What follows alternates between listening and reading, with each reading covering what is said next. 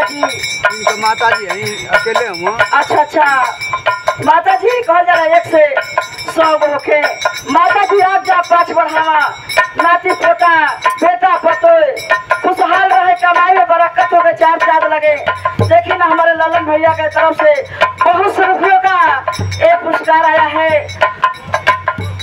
201 रुपया, 201 रुपया का पुरस्कार आया है पूरे पार्टी की तरफ से। उनके बार बार आशीर्वाद बा। अब भैया जहाँ रंग में रहा, जुड़े रहे, आबाद रहे, डेवलप कर बढ़िया फुलवाई का हरा भरा है, हमारा आशीर्वाद लगे। हम भैया का दिन 10 साल कहना है।